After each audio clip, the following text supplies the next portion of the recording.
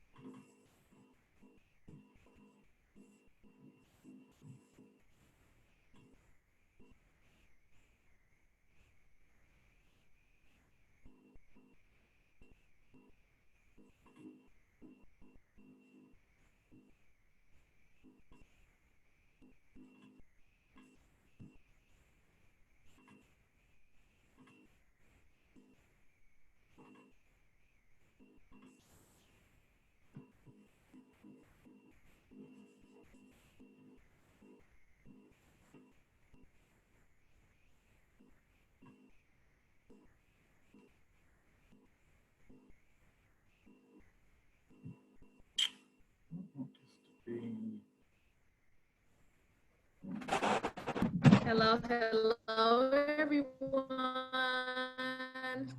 Good to see you guys. She'll be on in a minute. And I think we're waiting for, is Anthony on? I don't know if I saw him.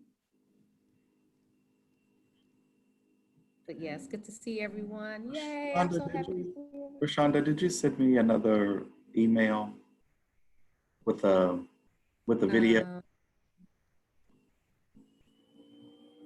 No, I sent you. I have the I power. sent that to Google Drive. If you can't,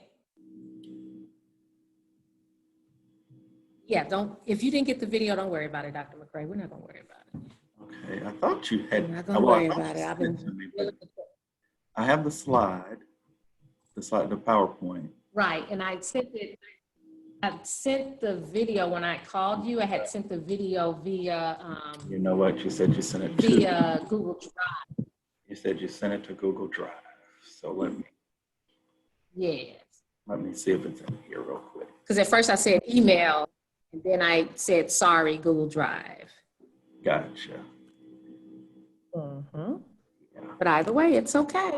With it or without it, we're good. Look at Miss Dr. Turner. Dr. Turner, you look cute. Hey, Miss Gipson, you look gorgeous.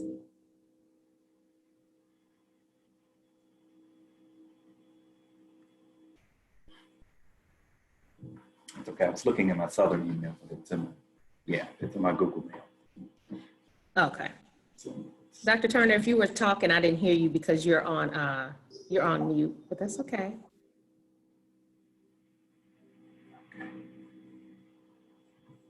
You're on mute, Dr. Turner. I can't hear you. You have to unmute yourself. No, I'm saying unmute yourself so you can. It's a. Okay. It looks like a microphone. There. Yes, okay. I can hear you now. Yes, okay. ma'am. All right. Great. Great.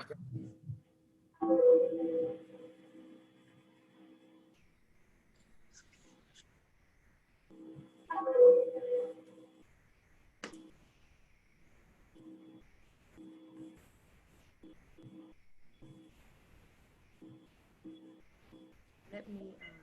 I'm gonna go ahead and.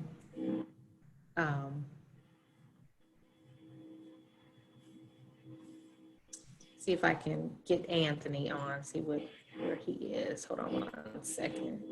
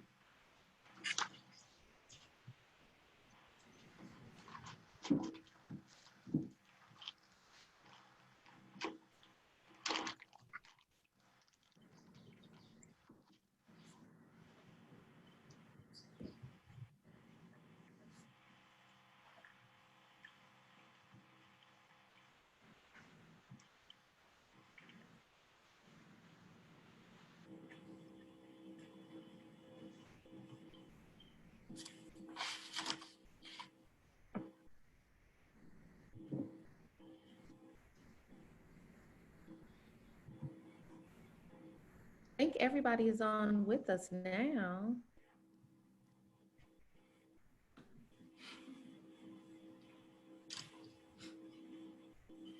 Except for Angelique. Did Angelique?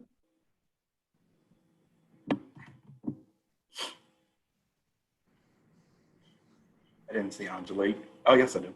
Yes.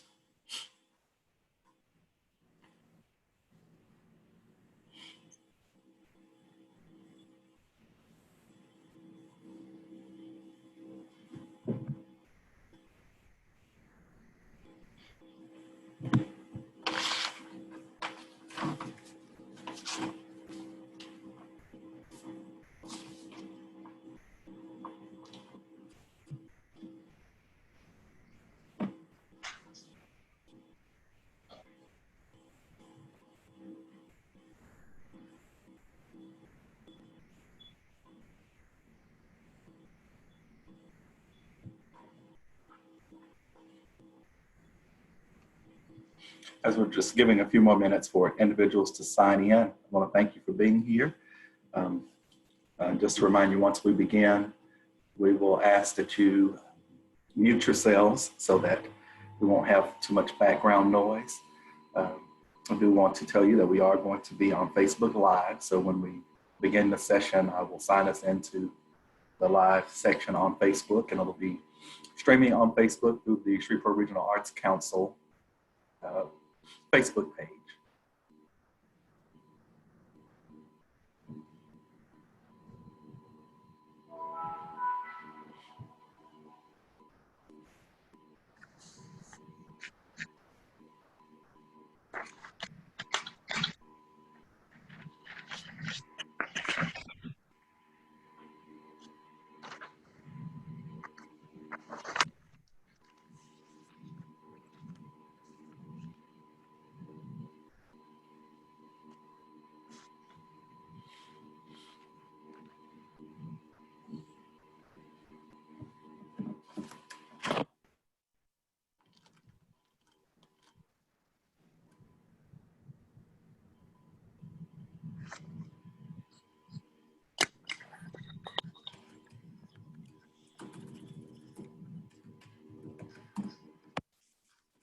We do ask that everyone on the Zoom, please go into the chat and place your name and email in the chat. That is not going to send you unsolicited information.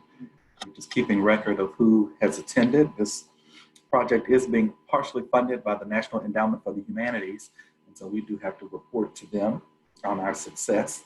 And we have been very successful with this series so far, and we're so excited and happy about what's going on with it. And then if you are a student, be sure you put your name, email, and your instructor name there, just in case if your instructor asks for this information, we can provide that information to your instructor.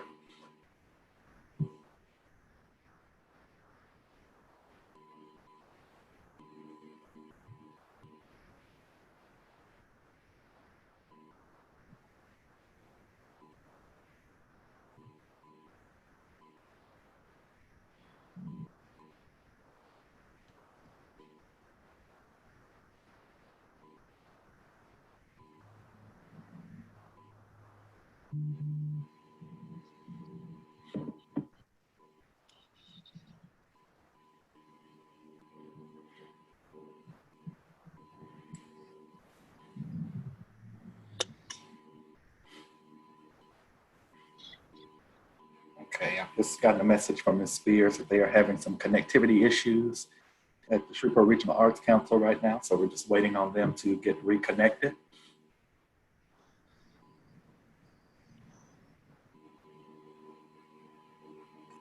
Hey, Doc.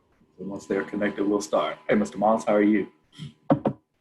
Great, great, great. Mr. Moss is a part of our management team. He has been documenting everything that's been going on for the past, it's been 6 weeks now, I believe. Yep. So we are coming close to the end of this project on the 23rd and 24th of this month.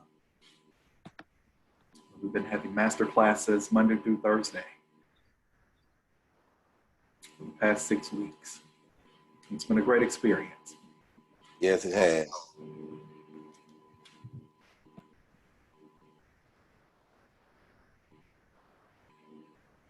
I'm gonna dial in the Eric's right quick. I'll be right back.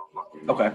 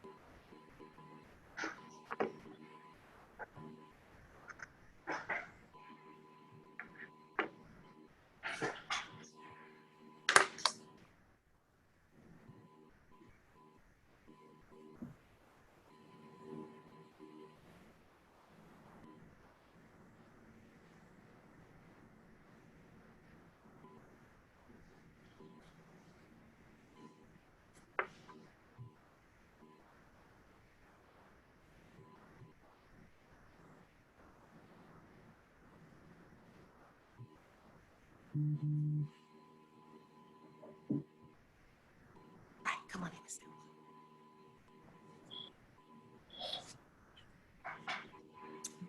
All right, I've gotten word they are coming back. So welcome. I'm glad to see some of my students have made it in. Good. I know you're in for an exciting evening of information about acting and theater. So Rashonda, just give me a moment. What I'm going to do, of course, is get us going on Facebook Live, and we'll be ready to start.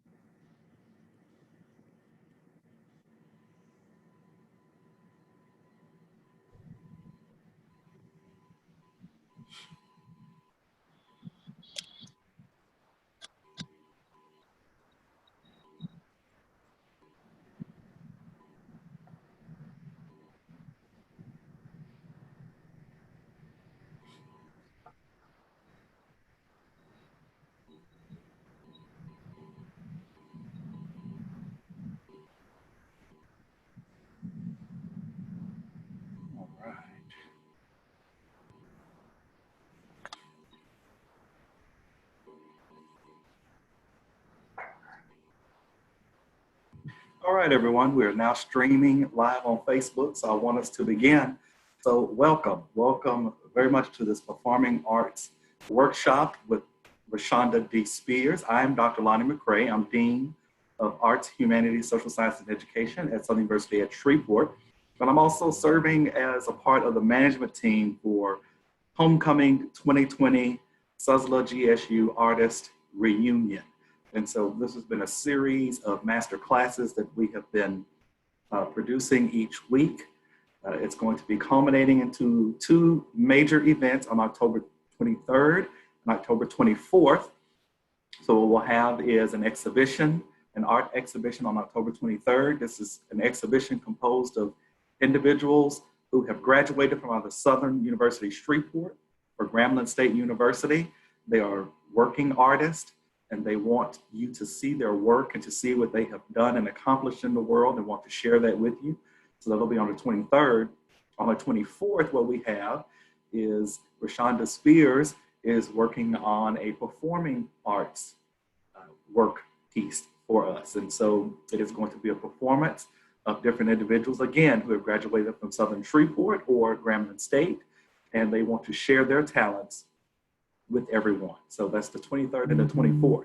In the meantime, we have these various workshops that are going on as tonight, titled Acting in Theater, Storytelling and Drama. And so we're excited that you're all here with us and the guests, and Rashonda will be introducing those guests. And then what we're going to do is I'm going to let them dive in. There'll be just a few housekeeping things, please. Again, put yourselves on mute so that we don't have a lot of background noise going on. If you have questions, you can always post those questions in the chat, or at times I'll ask, do you have a question? You're more than welcome to speak up and ask those questions when we allow that time. At around 6:45, we will take a break for about a 5 to 6 minute break. And then, of course, we'll come back, and Rashonda, of course, will guide us through those different things. What we will do is open up with our opening video, which I believe I had queued up, but we're gonna work through this and figure this out.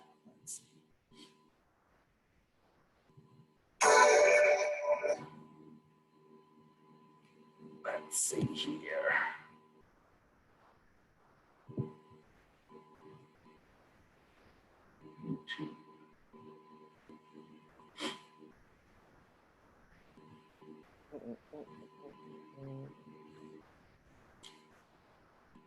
Be able to share my screen with you, and we can begin.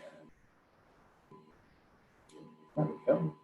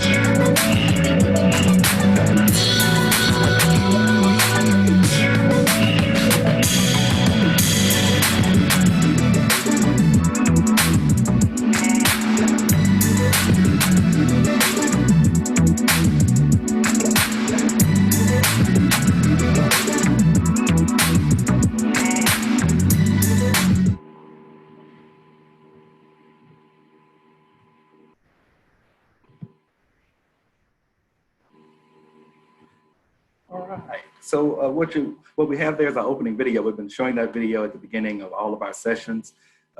It's showing, of course, photos from the past at Southern, Shreveport and Grambling State University, of course, present and future, hopefully, adding to that as we move through these different courses that we have. And then most importantly, I want you to note that the song itself is written and composed by Sonia D. Hester, who is a Grambling graduate and a current faculty member at Southern University at Shreveport. And so we're very proud of that music and that video. So what we're going to do is, of course, turn this over to our multi-talented award-winning dance artist, Ms. Rashonda D. Spears. She has been moving to her own beat since the age of 5 when her structured dance career began in West African tap, jazz, ballet, and modern dance in Los Angeles, California. So Rashonda has performed in various venues, including commercials, plays, musicals, and movies. She is a graduate of Grambling State University and served as a dance professor at Southern University at Shreveport for 9 years. Rashonda is the resident choreographer for Mahogany Ensemble Theater, dance instructor and choreographer Shreveport Little Theater, and founding executive director of the Shuffling Along Foundation and Performing Arts Scholarship Fund. So I give you Rashonda Spears. You need to unmute yourself, Rashonda. Look, and I'm always telling everyone, we can't hear you, unmute. That's right. And look, and I'm talking and I was on mute. But good evening again, everyone. Thank you for tuning in with us on this evening. I am excited, because I love all forms of the arts, but theater has a special place in my heart. And so we're gonna go ahead and get started. Dr. McCray, if you would go ahead and get the slideshow ready, and I'm gonna go ahead and get started. Good to see everyone. Thank you for joining us, all of our panelists. Love you, love you, love you. You're looking good. Good evening and welcome to the HBCU Homecoming 2020 SUSLA GSU Artist Reunion Zoom Masterclass Series. Tonight's workshop, Acting and Theater, Storytelling to Drama. This series sponsors are the National Endowment of the Arts, AT&T, Shreveport Regional Arts Council, City of Shreveport, the Carolyn W. and Charles T. Beard Family Foundation. Tonight's panelists, Thelma W. Harrison, Gloria C. Gipson, Dr. Ava Brewster-Turnen, Angelique Feaster-Evans, and Anthony Bean. And I'm gonna go ahead and read their bios, and we'll start with Miss Thelma. So if you take us back to Miss Thelma, there we go. Thelma W. Harrison is a professional freelance storyteller and actress.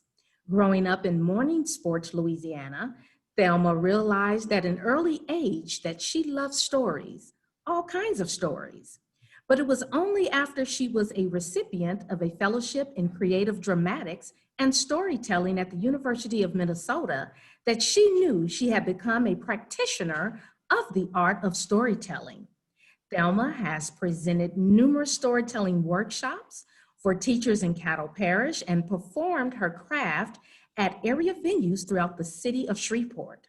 Because of her involvement in multicultural activities, Thelma was chosen to present Caddo Parish at the National Multicultural Convention in Washington, D.C. She was also chosen to tell stories at the International Reading Convention in New Orleans.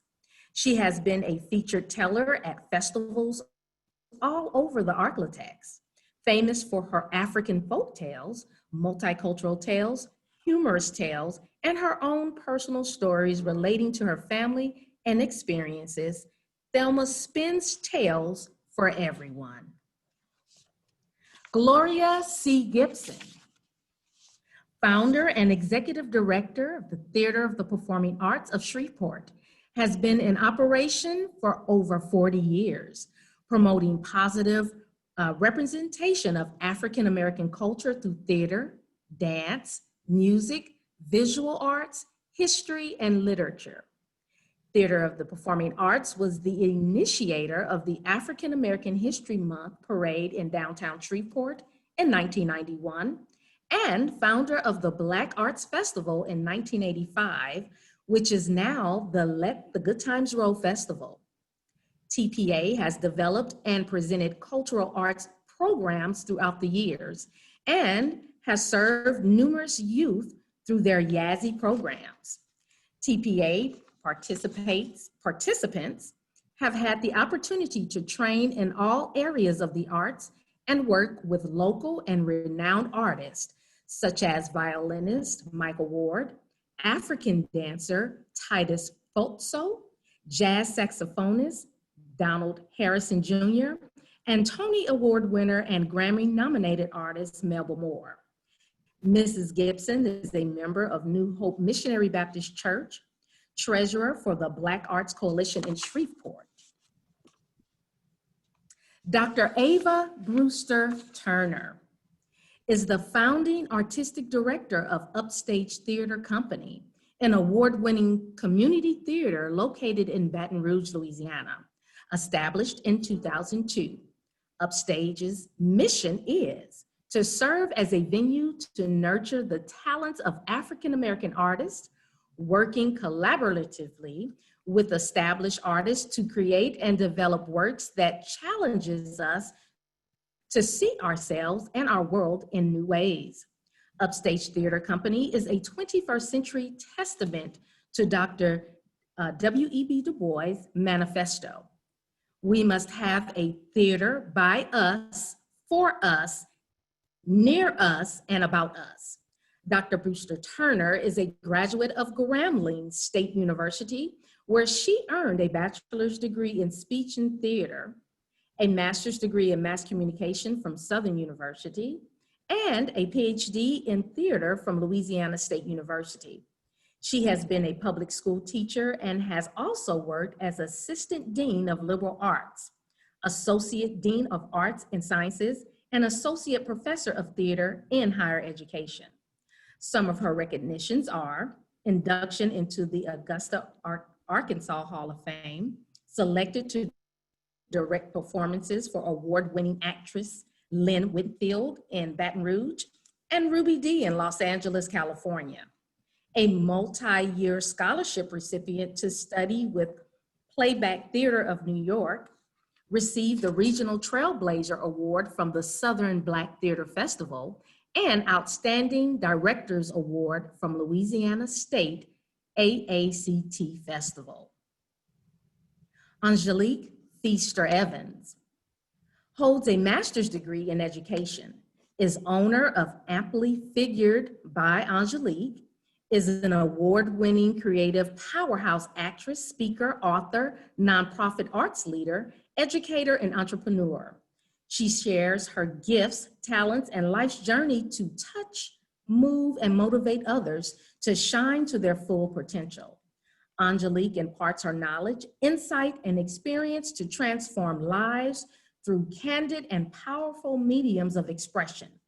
With over a 2-decade accomplished career, she is the visionary founder and leader of landmark communal and cultural organizations, including My Sister's Keeper, Shreveport Bossier Plus Pageant System, Mahogany Ensemble Theater, and the Southern Black Theater Festival.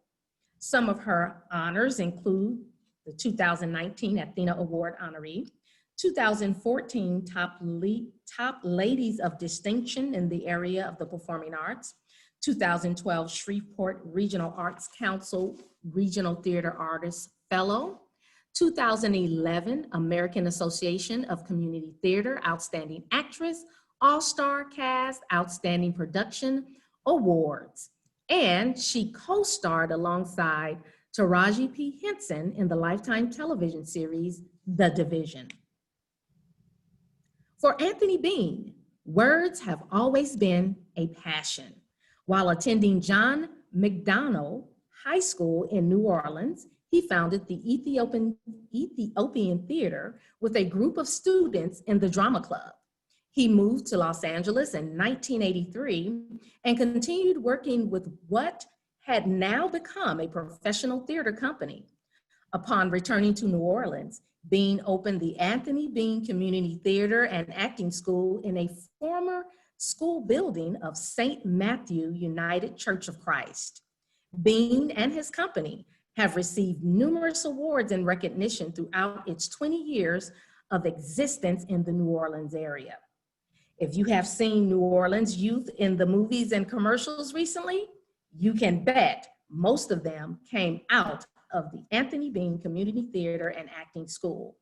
For 20 years, the Anthony Bean Community Theater and Acting School tells the critical and complex stories of the global Black experience.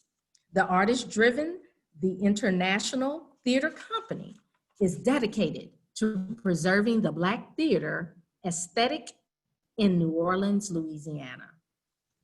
I am so excited to be amongst this great group of people. Before we get started into our dialogue, I'm gonna just go back up and I'm gonna have each of you to tell us a little bit more about yourself, just a little bit, maybe a minute or so, and then then we'll get started with everything. So we're gonna start first here with Miss Thelma.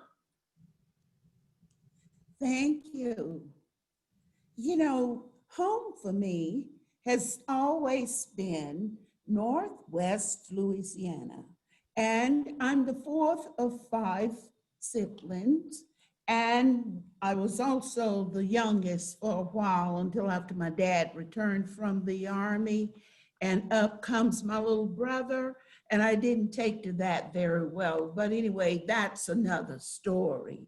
But I remember growing up around Caddo Lake, and I remember going to school there, and I remember thinking that when my dad was in the Army and they told us that he was across the water fighting, we would go to the top of a hill and look out and try to see him, because to us, the water was Caddo Lake. Time passed. You know, it does that when you're having fun. And finally, it was time to leave Winston Hill and to go on to Grambling College. Yes, I said Grambling College. It was not Grambling State University then, but it was always the school where everybody is somebody. And that's where I received 2 degrees, my undergraduate as well as a master's degree. And then from there to University of Minnesota and a lot of other schools that I won't even name. But anyway, storytelling, that's my love. That's what I do. And I think that I'll probably do it until I can't speak anymore. All right, thank you, Miss Thelma.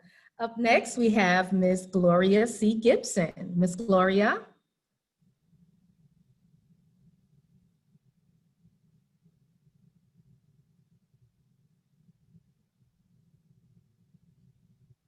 Miss Gloria? You have to unmute yourself, Miss Gloria. I don't think you're unmuted.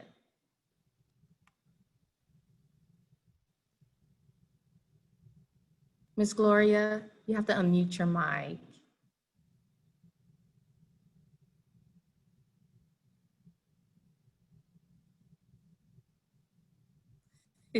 I can see you, but I can't hear you. You have to unmute your mic. It looks like a mic, a literal mic.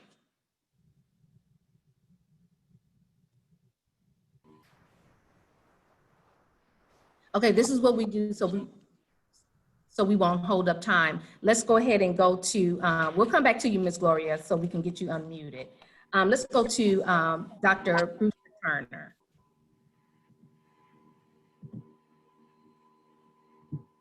Dr. Turner? Good evening. Can you hear me? Yes, we can. Okay. Go ahead, Dr. Turner. Tell us a little bit about yourself.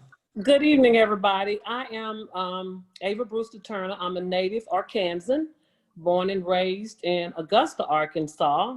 And you heard a little in that bio about the Augusta Hall of Fame. So my hometown inducted me into the Arkansas Artists Hall of Fame. I am a retired educator with 38 years experience. I've worked in every level of education. I am now full-time in my theater, if you will, but I'm still working every day and enjoying every moment of it. This is a wonderful, wonderful opportunity to dialogue with my fellow artists and students as well. So I'm looking forward to talking with everybody, and thank you all so much for having me today. Thank you, Dr. Turner. Ms. Gipson, now we're ready for you. You I ready? think I'm here. I think I'm here. I think I'm ready. Okay. Technology is So something. Technology is something. yes, Well, I'm Gloria Christopher Gipson and founder of Dr. the. McKee. Can you hear me now? Yes, I can hear you. Move your finger over a little bit. I think you're covering your face. There we go. There we Okay. go. Okay. Yes, ma'am. How is that? That's wonderful. But can you pull it down a little bit? Yeah, I'm trying to. Oh, Rashonda, this is It's terrible. okay. Just keep talking. Just keep talking. We can hear you. Okay. But hello, everybody. Gloria Christopher Gipson, founder, director for the Theater of the Performing Arts here in Shreveport. Been here over close to, I would say, 40 or 50 years. Started this company back in 1970. And it's just good to be here. I was really happy that Ms. Spears asked me to participate. I didn't know what she really wanted me to do, but I'll do my best. It's good to, can other people hear me too, Rashonda? Yes, they The other can. members? Okay, Loud and clear. They're shaking their heads. I just want to say hi to Thelma Harrison, and I've been knowing her for quite a while, and also my good friend from New Orleans. Hello, Anthony Bean. Oh, How you doing? I'm doing well, sweetheart. Good. You Good. are looking good. Where have you been, Anthony? Drugs and white women. No, I'm kidding. I'm joking. No, don't get me started. I'm trying to get you. professional here. Okay. Well, I'm so glad to see you. I know your whole family. Yes, And indeed. Yes, so we're just so happy to be a part of all of this. I really didn't know what Rashonda wanted me to do, but she explained it very well. But I just want to say to all of the young people, I don't know how many young people we have out there listening to all of this and watching all of this, but I'm in kind of a sad mood today, but God is good. I just lost my sister the other day, and so we are trying to make plans to, for her funeral for Saturday. So I'm going to just say a few things, and maybe Rashonda would understand that, and maybe I can just leave for a few minutes if you don't mind. But thank you all for what you do for the arts, and keep supporting the arts, keep bringing the arts back into our communities. We need the arts. When we first started the arts in this community, we didn't have any arts programs. And Theater Performing Arts really was one of the founding members of some of these arts programs that you are a part of now. And it's just been a wonderful experience just to see all of you here. And I just also want to say to all of the young people, if you're out there, whatever you're doing, if it's related to the performing arts, visual arts, whatever, just make sure you understand what you are doing and why you are doing it. You're not doing it for money, because there's no money in the arts. We know that. But you can survive. You can survive if you do the right thing. If you do the right thing, stay focused, be involved with your community, be involved with your church. I always tell people that young people, the first thing you really should do is get involved with your community. You can't do anything unless you get involved with your community. People really don't care about who you think you are, but they care about what you are actually doing to help young people. And that's the whole thing in the nutshell. So just be involved. Tell your stories. Tell the stories about comedy. Tell the stories about tragedy. Tell the stories about dance and musicals and all that good stuff. But be true to yourself. When we first started, it was just so much things going on in the community. It was so much racism involved with it. And I was telling Rashonda, I had to go through all of that. I'm not trying to sugarcoat anything, because it has not been that easy, but it's been worth it. I've enjoyed every minute of it.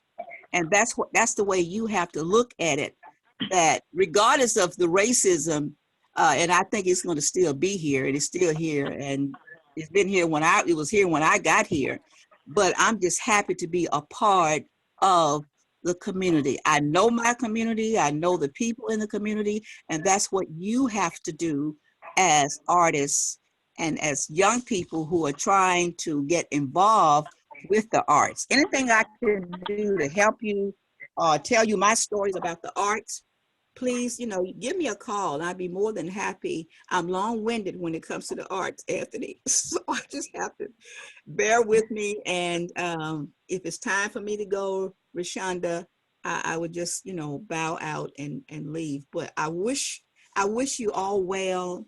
Take care of yourself. Be true to yourself. Remember who you are as a person, as a theater person, as a person that's trying to strive for the best in your communities. Know who you are. Know your community. And I think that's mostly what I would have to say, Rashonda. I just didn't want to get off into too much, but all of you are great storytellers. You know about tragedy, you know about drama, you know about musical, and I just, like I want to say to Anthony, I've loved his family for a very, very long time. He comes from a very talented family in New Orleans, and I remember his brother, who I worked with for years and years and years, Monroe, and I miss him dearly. And I think before I start crying around here, I think I'm just going to say, well, is there anything else that you would like to ask me? I'll be more Not right than now, happy. Ms. Gibson. We're going to move to Angelique. Angelique, Okay, go ahead okay. and give us a little bit about yourself, sweetie, so we can get to Anthony. Certainly. Good evening, everyone. I am Good evening. Angelique. Hold on, making sure. Good evening. I'm Angelique Feaster-Evans, and I am the founding artistic and managing director of Mahogany Ensemble Theater. And first and foremost, I want to say thank you for this opportunity to be a part of this landmark experience as we share about acting in theater, and being able to serve alongside three dynamic people that mean so much to me, and having been able to work with each of them on a personal level is just really an honor to sit at their feet and to be here with them. I'd like to also extend my condolences, Ms. Gibson, to you and your family during this time. Thank you. Yes, ma'am. And so in a nutshell, I am a native of Detroit, Michigan. I was raised here in the Shreveport-Bossier area, Northwest Louisiana, but in a little bitty town called Houghton. Most people say Houghton, Louisiana, in the community called Coran. But I am an actress. I am a director, but most of all, I consider myself a culture bearer. And I take pride in catching the pulse of the young people and connecting with those that are young at heart to help them to shine in their purpose, passion at any age and any stage of life. And the vehicle in which I do the work that I do is through theater. And through theater, other opportunities I've been afforded other opportunities. And so being able to be on this platform and dive deeper into the art form and the craft is indeed an honor. And for that, I say thank you, Rashonda, for the privilege. You're welcome. Anthony, give us a little bit about yourself, my brother. I will. To know me basically is to understand New Orleans. And I have to say what Ms. Gipson said. You have to know who you are and who you belong to. You have to look at New Orleans. We're very young in the theater world. We're 55 years old. It started with Free Southern Theater in 1963, and that's a lot of history. Dashiki Theater, 1968. Ethiopian Theater, which was my company along with my brother, in 1973. But I had that passion to do school, to do an acting school. I got sick and tired of my kids or our kids going into the white institutions and not knowing appreciation of self. They think to sound Caucasian and to look and act Caucasian is the thing to be. So I want to teach them about themselves. I want them to teach them about August Wilson, Langston Hughes, people who paved the way. And the school now going into television, now that we enter this phase where we can't get together because of the pandemic, we're doing television now called What's Going On. It's a teen host show where teens are hosting, and I'm the executive producer. So my thing right now, besides adults, my thing right now is to train young kids, mostly Black kids, how to be producers, how to be directors, where you don't have to say what someone is not doing for us. We can do it for ourselves. And that's me in a nutshell. I don't know if that said anything about me personally, but to know me is to understand what I just mentioned. Well, thank you so much, Anthony. Let's go ahead and dive in quickly before we head to our break. We'll do that, and we'll head to our break in about 5 minutes. But let's dive in quickly into why we are here. And I'm going to just start out with this little passage, and then I'll hand it over to Thelma. Okay, so they're saying here that African American theater is a vibrant and unique entity enriched by ancient Egyptian rituals, West African folklore, and European theoretical practices. A continuum of African folk traditions, this theater combines storytelling, mythology, rituals, music, song, and dance with ancestral worship from ancient times to the present. It has afforded Black artists a cultural gold mine to celebrate what it has been like to be an African American in the New World. And with that, I'll hand it over to Miss Thelma Harrison, who's gonna talk to us a little bit about storytelling and then give us a little story really quick.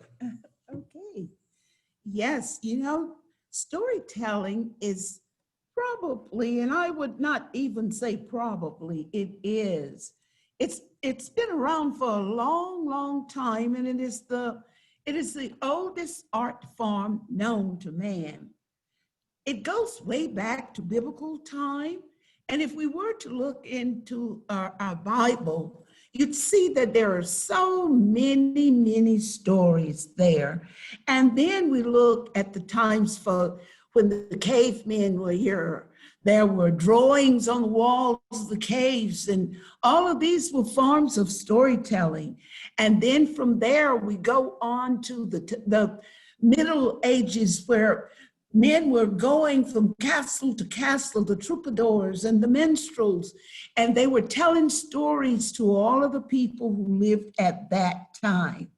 Now, can't you just imagine sitting and listening to a story at that time? Storytelling also takes in more than just the speaking the words. Many times stories are told with singing, chanting, and sometimes all of these things being put together to make a good story. Now, stories come from faraway lands, and we'll have to remember that stories were first given from one person to another, from mouth to ear, from mouth to ear. And they traveled all the way around the world. But one thing that we need to remember, and especially so as African American people, that many of our stories came from Western Africa, where we get our Anansi tales, and believe it or not, where when our people were brought here as slaves, Br'er Rabbit were born out of the Anansi tales. And that's where those stories came from. Now, shall I share something with you? Yeah, go ahead. This is an Anansi tale. It's simply called the hat shaking dance. Anansi the spider went walking one day.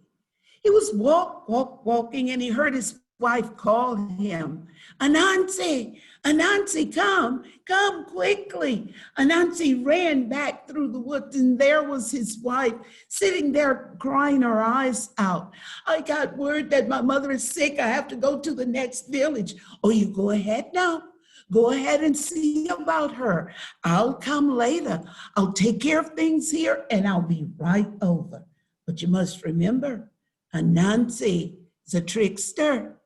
He always wants to play a trick on somebody and prove that he's better than anybody else. So instead of taking care of things, he sat down and he ate and he ate and he ate and he ate. And when he got over to the village and they offered him food, he simply said, "Me, I can't eat any food. My mother-in-law is sick. I won't eat until she's well and back home." So he didn't eat dinner. The next morning, they offered him food. His mother-in-law was not back.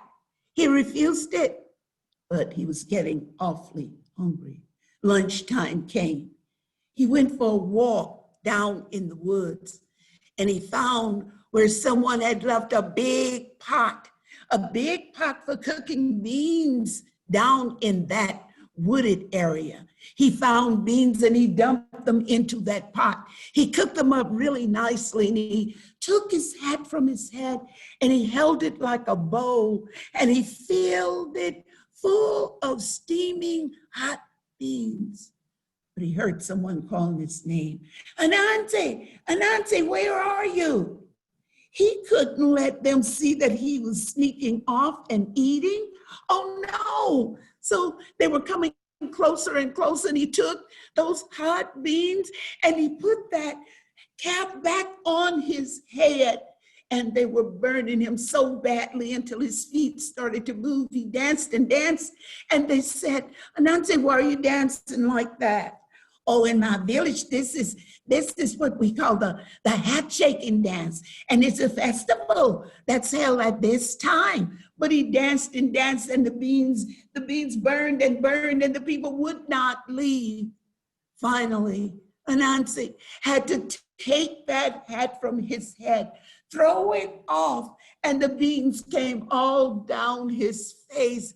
He was so embarrassed until he ran and he hid himself in the tall grass. Now, if you're looking for an Anansi spider, go and look in the tall grass. That's where you'll find him. And you'll also see that he has no hair on the top of his head. He's completely bald because that's where those hot beans burned all of his hair.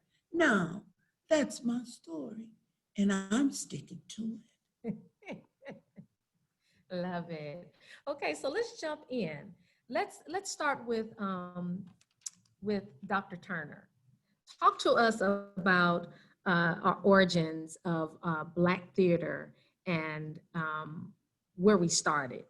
I read something where it said around 1816 is where we were allowed to start performing and having our own companies or what have you. So talk to us a little bit, Dr. Turner. Unmute yourself, please. Unmute yourself, please. Dr. Turner, unmute yourself. Okay. There you are. All right. I'm sorry, I missed a little of what you said. I blinked out for a moment there. So do you want me to repeat? Yes, would you please? Okay, I was talking about the origins of Black theater in America, and from some of my readings, it stated that from 1816 is where we were allowed to be expressive and to start having theater and really being appreciated for our work in the theater. So I was asking you, what do you know about that, and what can you tell us about our origins of Black theater? Well, our origins actually began with the slave trade, with slaves performing on ships and later on moving on to what we call, have blackface, entertaining. And we moved on from that into rituals where we became actors and we began building, if you will, ceremonies around that. So as we moved from rituals and moving into the early 1800s, I think it was called Ethiopian delineators. If I'm kind of off, somebody can jump in and help me off. I'm going back to my early theater history here. So African characters were portrayed, first of all, you know, as racist caricatures of being buffoonish. And those characters, of course, were, again, performing. Those performances led on to groups performing.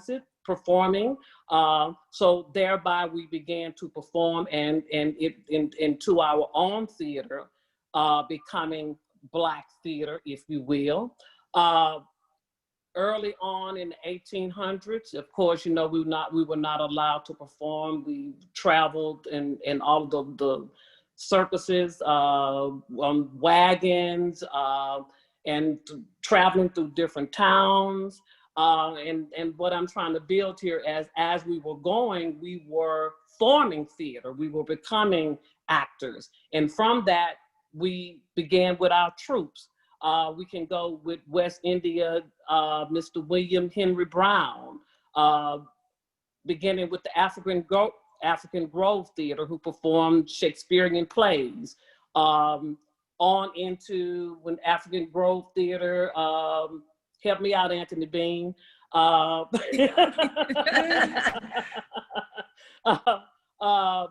drama of King Shotaway. And so we're up to the 1800s, 1900s, African Grove Theater, 1920s, Harlem Renaissance. I know I've skipped a little gap in there. I'm trying to pull back my theater history to form. Anthony? And just to help you out just a little bit, because I was going to jump in, but you said I'm trying to get these. That's okay. That's okay, sis. So what was very popular amongst us were the minstrels. Right. So the minstrels were very, very popular amongst us. But Dr. McCrae is on me, so we have to take a break. So when we come back, we'll continue with that. Okay. And Angelique or Anthony can jump right on in after our break. Yeah. What you will be viewing is some choreography I did at my church. Lift every voice and sing. To the break. All right, we are going to our break, and hopefully you will explain to those who are new what minstrel is when we come back. So be sure to make a note of that. Yes, so we're going to do that. Also in the chat, there is a survey, so please fill out the survey when you have a moment. For anyone who joined while we were already in progress, please be sure that you put your name and email in the chat. And if you are a student, be sure you put your instructor's name next to your name so that we know in case your instructor contacts us, we will be able to get that information to them. And so without further ado, I will share my screen and play the video for you while you're on break. We'll break for about 5 minutes.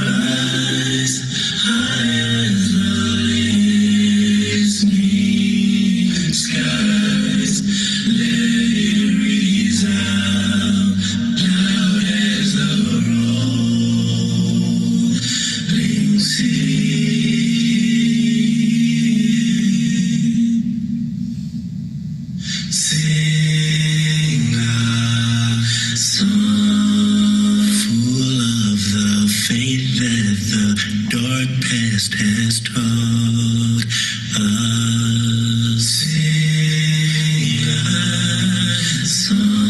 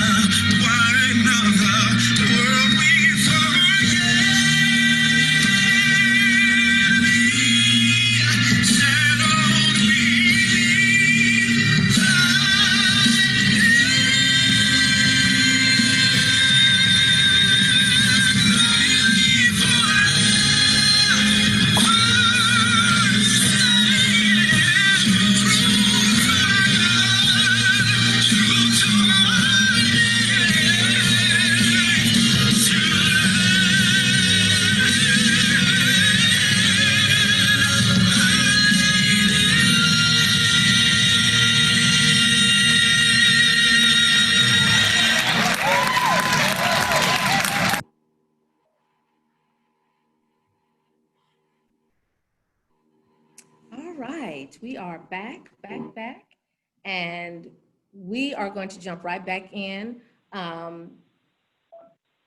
Anthony or Angelique, would you like to elaborate a little bit more about minstrels? Certainly. I will be more than happy to. When we talk about minstrels, minstrel shows, minstrelsy, this concept of basically blackface.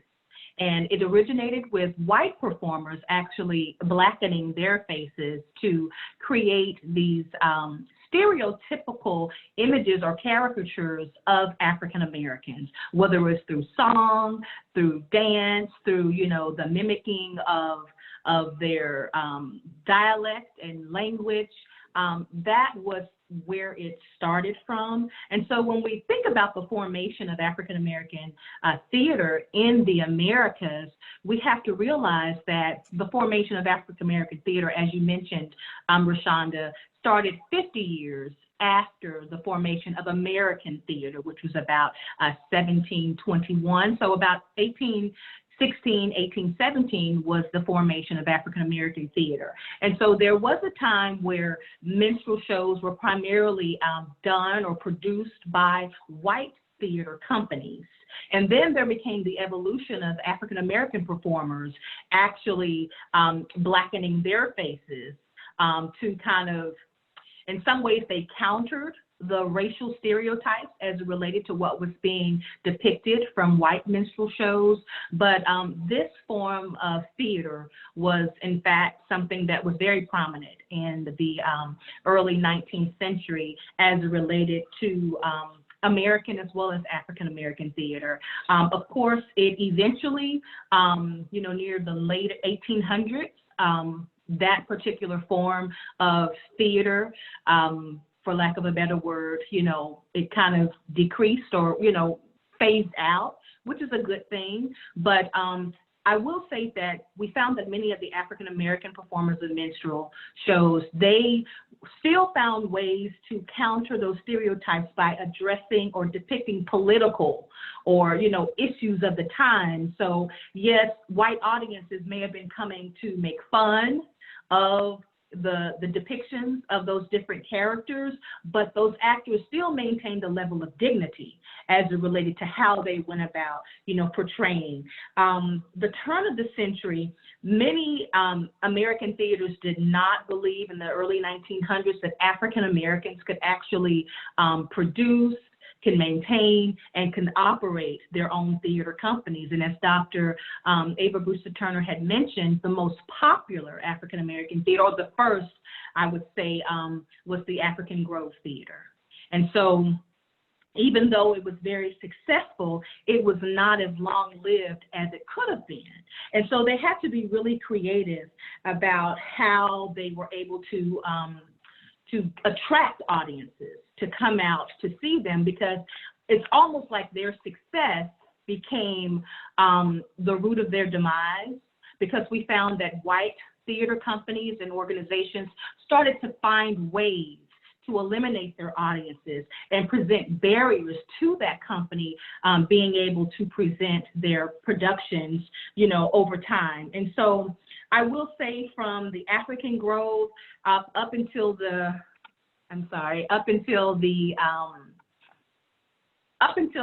early 1900s, theater evolved into various regions of our country. And so you found women, African American women, as well as men, were establishing theater companies that catered to the for us, by us, produced by us productions. And so we do have a vast history. So Mr. Bean, please feel free to chime in and expand or expound on any of that.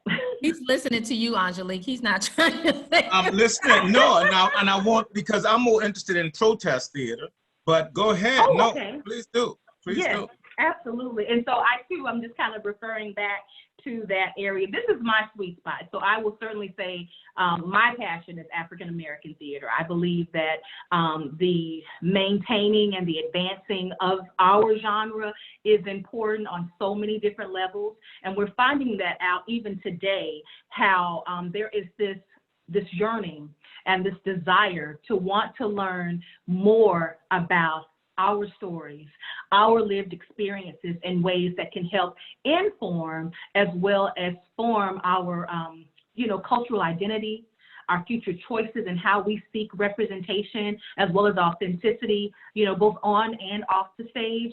And so over time, we can certainly say that some of the theater companies found ways to survive by joining forces. And so I'll just share, for instance, during the Great Depression or post-Great Depression era, I'd like to say, there were ways that the Harlem Renaissance was that main platform during the Great Depression and post.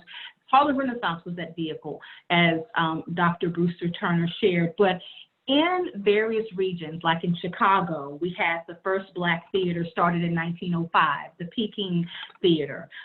It was, in fact, the largest theater company that was managed by African Americans. But it came to an end after the founder's death. We also had women, such as the Anita Bush all-colored dramatic stock company that was formed in 1915. And then we found that it later joined forces with the Lafayette Theater. And we may have heard about the Lafayette Theater, the Lafayette Players during the 1930s. But economic woes, of course, during the Great Depression impacted our theater companies and the formation. But through the Works Progress Administration, the WPA, that was created, in fact, by the U.S. Congress, it actually provided a silver lining for African American theaters in the 1930s, where there was the formation of the Federal Theater Project. And as a result, over 10,000 theater workers and the attraction of 65 million people from 40 states were actively involved in various theatrical productions. And this was not just exclusive to white theaters. There was, in fact, a separate Black theater units that were formed, in fact, a total of 16. And so all across our country, from New York, Hartford, Boston, Salem, Newark, Philadelphia, the various regions of our city, Atlanta, Birmingham, New Orleans, in the southern area, there were avenues through the WPA that provided platforms for Black theater companies to still be able to maintain a presence.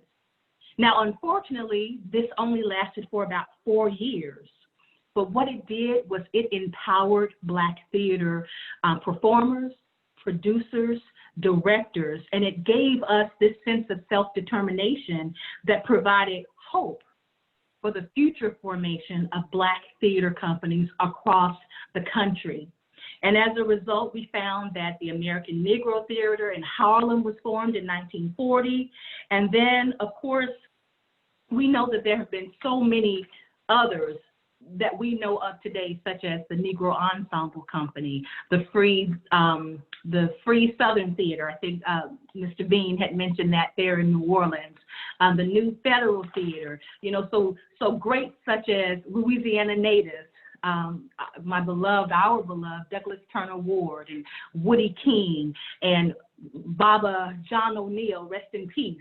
They were a part of that energy, especially during the Civil Rights Movement. In fact, the Free Southern Theater in the 1960s, and I know I'm going into your area, Mr. Bean, was the cultural arm of the Civil Rights Movement.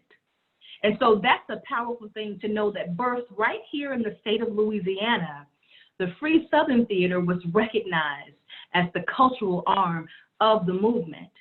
And so there is this connection between, cultural identity as well as storytelling, and how there's been a way to kind of weave these experiences together to be able to share the message with the masses. And so I know when Ms. Thelma was talking about storytelling early on, I have to go back just for a moment to mention about the power of the griot in African tradition, and how storytelling, our tradition of storytelling actually came, from Africa through the Middle Passage on the slave ships and here to the Americas. And it was through storytelling that we were able to maintain our traditions, maintain stories and those aspects of our culture through folklore and those various storytelling, in fact, our history, because the griot was really also the historian. He or she used music and song and stories to be able to pass on hundreds of years and generations of knowledge and information. And so all of that, fast forward to today, or at least we'll pick back up with Mr. Bean with the protest theater, has played a major role in the framework of the African American theater, as well as the lived experiences of the Black experience. Thank you so much, Anjali. So Anthony, we're ready to hear from you, brother. What you got? Let me talk through a child's eyes. what introduced me to Black theater, first of all, Walter Lee Younger, Raising the Sun, The Anger. Then you had Imari Baraka, which is Leroy Jones, with the off-Broadway show called The Turlet. And right above that commode after the big fight, right above that commode was Why They Kissed. That was shocking. That was unheard of. You never told to the face, to the system, what you can do. Then you had Ed Bullins come along. This was the 60s where you had a lot of death, a lot of killing, a lot of the racial, where it came to a boil. We was not interested in aesthetics. We was not interested in the sets. We was not interested in costumes. We didn't want to do it the white man way. Black theater was message theater. We was letting the people know what the system have done to us and what they continue to do. I remember when Free Southern Theater and Dashiki Theater confronted each other. Dashiki Theater came out of Dillard University. They was all had their little masters, and Ted Gilliam got his degree from Yale, and all of. But the message, they just believe in a platform where we can have a stage and don't have to worry about no costumes at all, and talk to the people, preach to the people. I came out of that era where I merged both the message theater, which is very, very important to me, and then you got to have something pleasing to the eyes for the audience to understand, to be entertained by. And that's how I was able to stay afloat. Out of all of that bunch, all of them that have came before me, and I was in that, the youngest one in that little circle with John O'Neill and Big Daddy and Monroe, my brother, I'm the only one still here. The only one that's still surviving, because I've found a way to marry the two. But we're still right now struggling with just what is Black theater, how to sustain ourselves in a sense where we can not only identify who we are, but to teach the world, teach the country what they've done to us. The same way we've done with music and dance, we can do it in terms of showing the white man, or the system per se, or the world, what came out of that struggle, what came out of that nightmare that we find ourselves still in a sense, and how so much beauty can come out of it. This is where I'm at right now with the arts, and defining it for the younger people, because they don't know about that.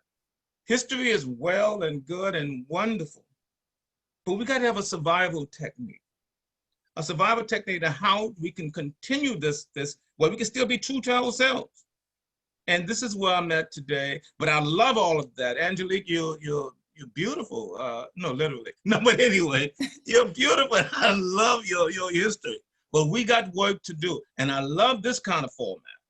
And I wish that my younger, my students can tune into this, because they need to see this. We was having a Black Theater Festival. I think Angelique was busy, but I think you was gonna come out to Shonda in New Orleans until the pandemic come along. We're gonna do that again, where we're gonna have theaters around to come and do the jam, because we had to cancel it, but we're gonna bring it back as soon as well, we're gonna sit down and we're gonna pick each other's brains on how we can sustain ourselves and continue this wonderful work of explaining, finding who we are. And that's what it's all about. I want to do with theater what they do to the music industry and what they do to dance. I think we're just that prolific. We can do it. And I love it. I love it. But I love your history. And we are. I didn't. Dr. Turner, do you have anything to add? Dr. Turner? Okay, I'm sorry. I'm muted. Yes, that's okay, honey. I'm you have anything to add? Yes, and I do want to say that with storytelling and music, dance, we know that it's a collaborative art.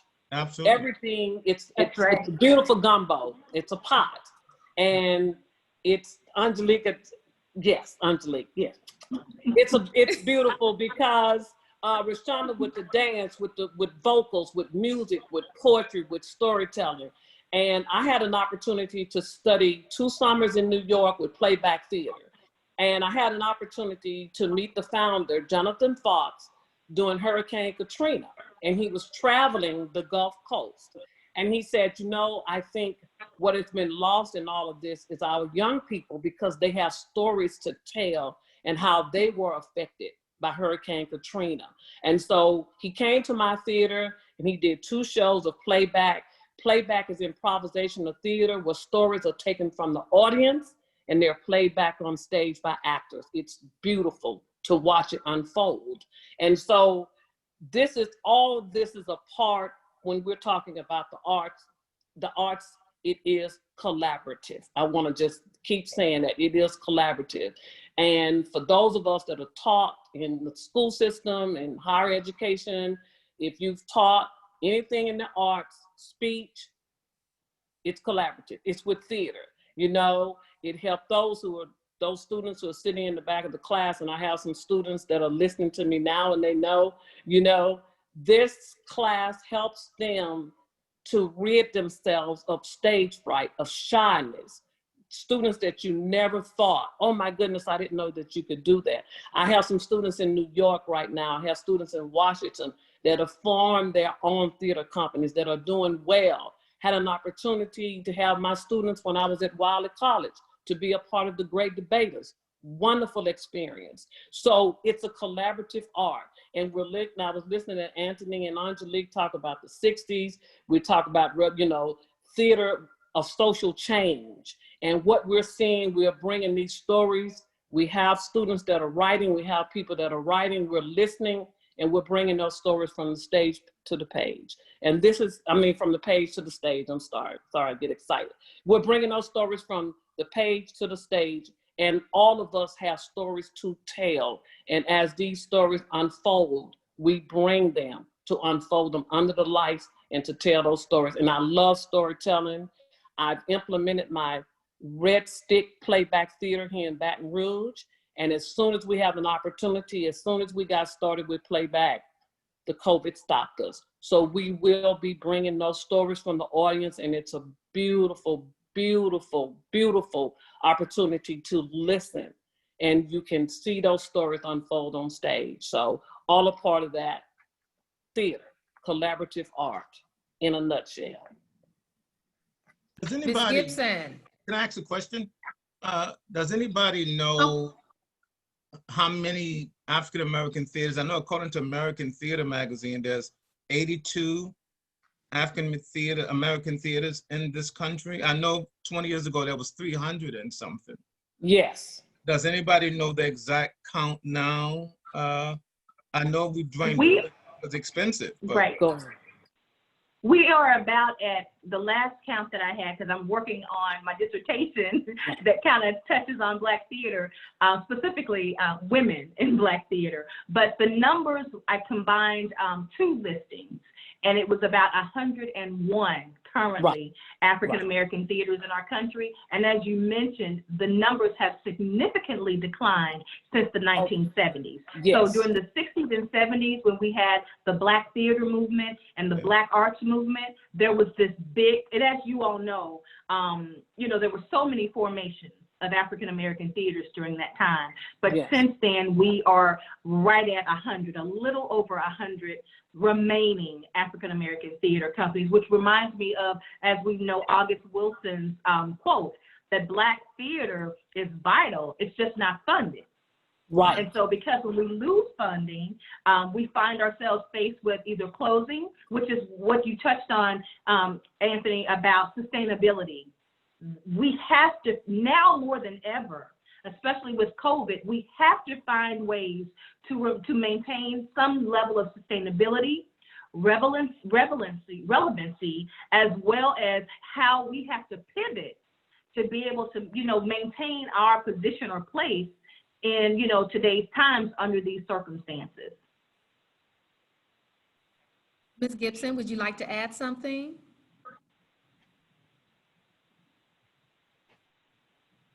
Did she hear me? She's muted again. Ms. Gipson, unmute yourself, please.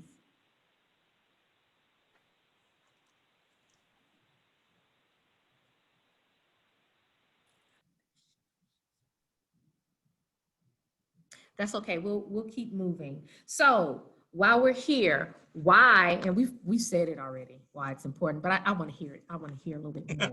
So Anthony, let's go to you. Why is it vital that we continue doing what we're doing with our work for the community and for our children? Why is that If so important? we don't tell our stories correctly, the way it should be told, who's going to? That's That's the right. operative word, correctly. We have to control the narrative. And by the way, like I said, we can teach the world to, I think we can revolutionize theater and television if given the opportunity, the same way we did music. And our story is so rich. Our rhythm is so, God, don't get me to start shouting in here.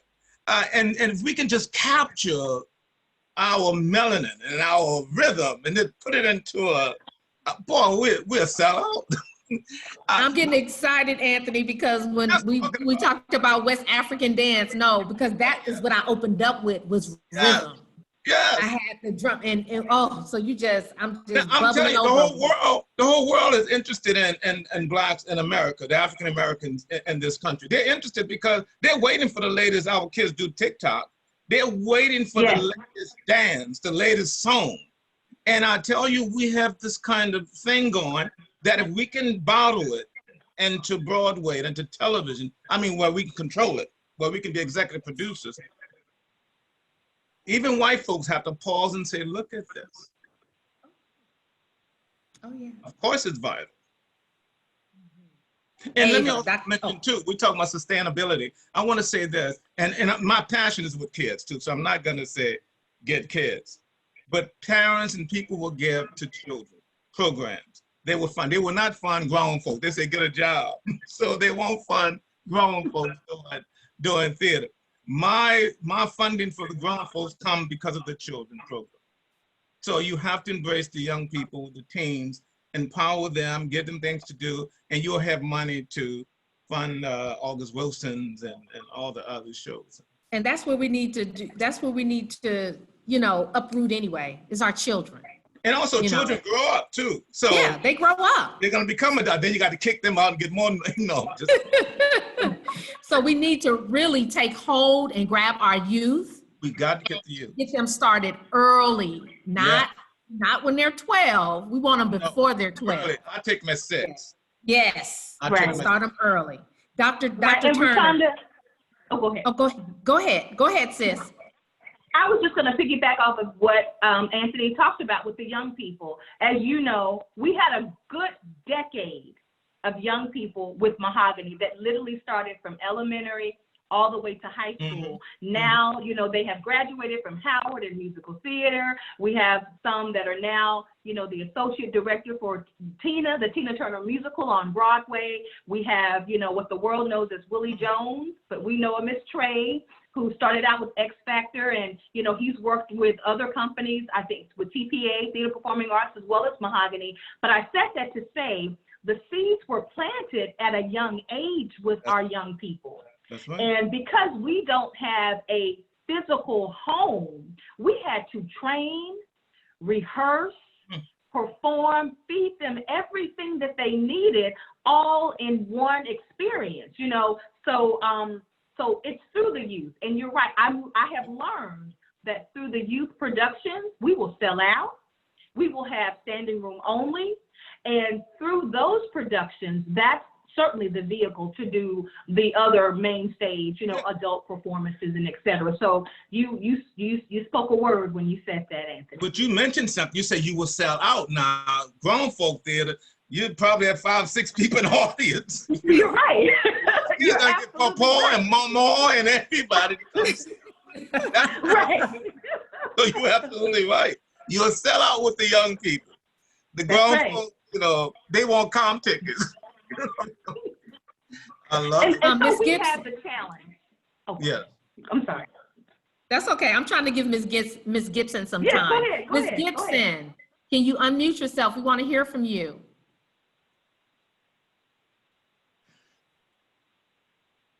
Unmute.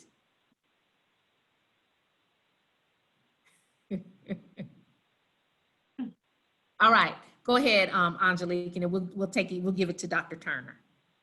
I'm sorry.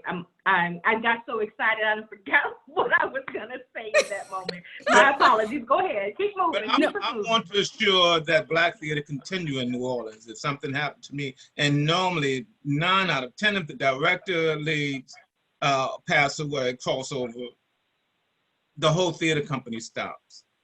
I have it worked out right now where if I should expire today or tomorrow, Black theater will continue. And that's what we need. We have to, and that goes back again to young people, or train somebody to take over in case something happens. Yes, leadership succession. Oh, yeah. And we need more of that. And our young people, you're out there listening.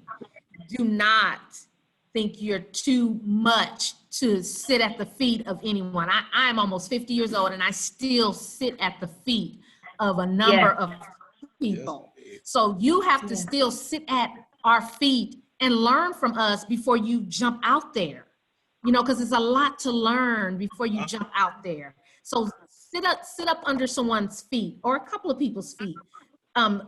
Take in all of that knowledge. Help in the theater. Help us, you know, be little mentees, you know, for us so that when it's your time, it'll be your time. Don't try to go too fast, because when you go too fast, it may not work like you want it to, and at the rate it should be working, because that knowledge base is in there and that work ethic and all that skill set and all of that. So we need you to sit at our feet, take in all of the knowledge so that you are well prepared to do what you need to do, as Anthony said, if we expire, okay? So Dr. Turner, let's talk a little bit more about your company. I want to say this before I forget in listening, and having been in the classroom teaching over the years for 38 years, I recall the conversation I had during the time I was writing my dissertation, and I hope this will help you, Angelique. Dr. H.D. Flowers, who was my mentor, passed away in 2009, one of the best theater professors in the world, director, world-renowned. During my interview with him, during my dissertation, he told me that he had a conversation with Dr. Oscar Brockett. And for all of you young people out there, if you are in theater, if you've taken any theater classes, Introduction to Theater, Dr. Oscar Brockett is considered the world's foremost theater historian. He's written several textbooks, and that's basically what I'm familiar with. Universities use his book in all of the theater classes. Dr. Flowers told me he approached Dr. Brockett at a conference one year, and he asked, why were there no chapters in his book on Black theater history? And Dr. Brockett replied to Dr. Flowers that that was his job to do. He told him, you need to write it. So that is exactly what Dr. Flowers did. He wrote 3 textbooks. I have all 3 of them. You're welcome to use them, Angelique, if you need to, and any other person, just you can purchase them. But it's a Theater History 1, 2, and 3 book by Dr. H.D. Flowers. And that is exactly what Dr. Flowers did. He wrote it. So Brockett told him, that's your job to do that. And that's exactly what he did.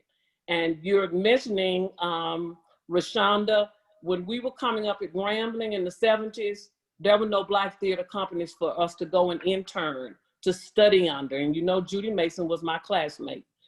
What we had was NADSA, the National Association of Dramatic and Speech Arts. I think there were 13 or 14 member schools during my time at Grambling. And every spring, the conference would meet on the campus of a different university. And we would be so excited because we would have an opportunity to talk to artists like Douglas Turner Ward, you know. One year, Esther Rolle was there. We had the year that Sherman Hensley came one year. So we had an opportunity to meet and greet and to sit down and to listen. That was what we had coming up. We had NADSA. So I try to be a venue for these young people here. I bring them in They do interns with me. They work along with me. Some of them have an opportunity to direct some shows. We need to be there for the young people that are coming up, because I'm going to tell you, there were not too many people there for us, Angelique. So we really have to work hard. Internships are very important. And of course, sometimes along the way, you are able to write a grant and get some dollars to help you with that. But it's ongoing, it's hard work, but the reward is just a vast reward at the end for our young people. Again, we're gonna keep working, we're gonna keep moving.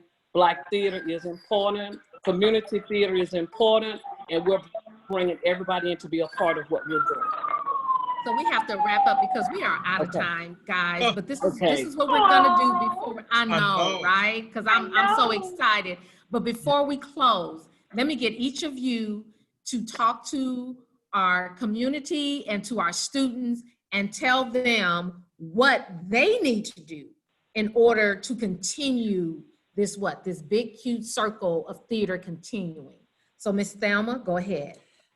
I'll just talk about storytelling because that's what I know about.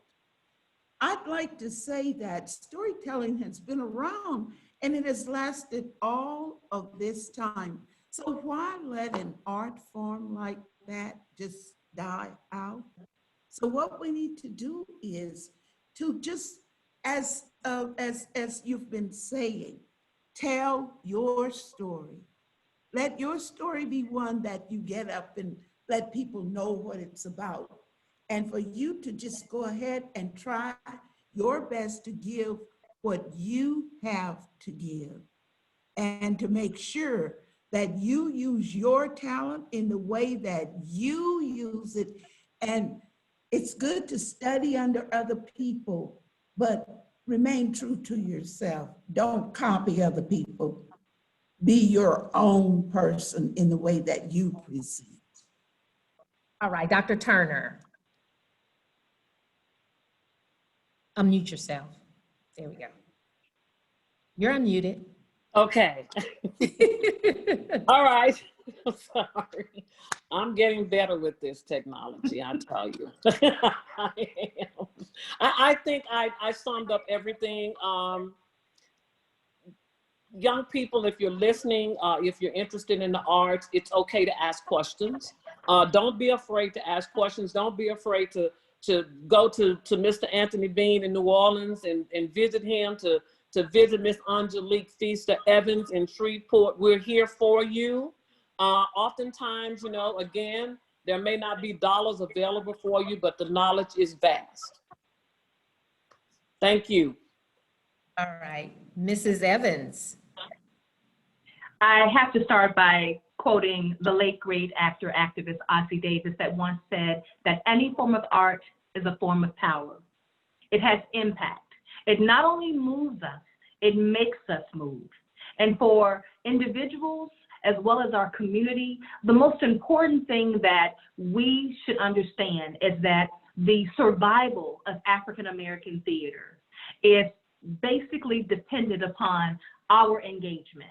Finding our place to bloom wherever we are planted, moving, whether it's on stage, moving, whether it's behind the scenes, moving through your resources, whether it's your time, your talent, your finances, but finding a way to help impact African American theater, African American performing arts in a way that our stories, our narratives can continue to be told by us, for us, in ways that maintain the integrity and the authenticity of our narrative. We all have a role to play. I like to say, I've been saying here lately, we have to do what we can, where we can, while we can. And creativity, I'm going to end with another favorite quote by Mama Maya Angelou that said, you can't use up creativity. The more you use, the more you have. So find your space and your place in this world to be able to spotlight your creativity, whether it's serving as a mentee, whether it's serving as an artist, an actor, a director, a producer. There is a space and a place for you to express your creativity and continue to help us be able to move forward this rich tradition of African American theater. Thank you. Mr. Bean. Twofold. Stanislavski say an actor is an observer of life. Now I'm talking to the writers and my performing artists here. An actor is an observer of life. Observe what's going on around you. Try not to be judgmental. Because you never know what you might have to play. For instance, everybody have a relative, they don't want to come to the parties because they drink too much, they're gonna act a fool. Instead of you getting hostile and condemning, but watch them, look at them, study them. And the second thing is spirituality. I love that scripture or that word that said, if you're in the world but not of it, which means that once you take yourself out of it, you can look at things totally different. Because the spirit can have you to watch things deeper, and that would help your creativity. All right, I'm ready to fly right now. Thank you all so very much. It was such a pleasure and an honor to have each and every one of you here with me and with us on today to give us your knowledge. Love it. Thank you so much. Dr. McCray. All right, thank you, Ms. Spears, and thank you to all of her guests. This was, again, another amazing master class. Just before we leave, there is a survey in the chat, so if you can submit that survey for us, let us know how we have done. This, again, was on Facebook Live, and so everyone has been seeing and hearing you. We are also recording these so that our instructors can take these back to their classrooms and other events that we have, so that we can share this knowledge with students on our campuses, and of course we're sharing it around the world, right? Just being on Zoom and being on Facebook. If you want to join us tomorrow night, we'll be back with another masterclass with Miss Brenda Wimberly. She's a world-renowned opera singer, and she lives right here in Shreveport, Louisiana, and teaches at Southern University Shreveport and Wiley College.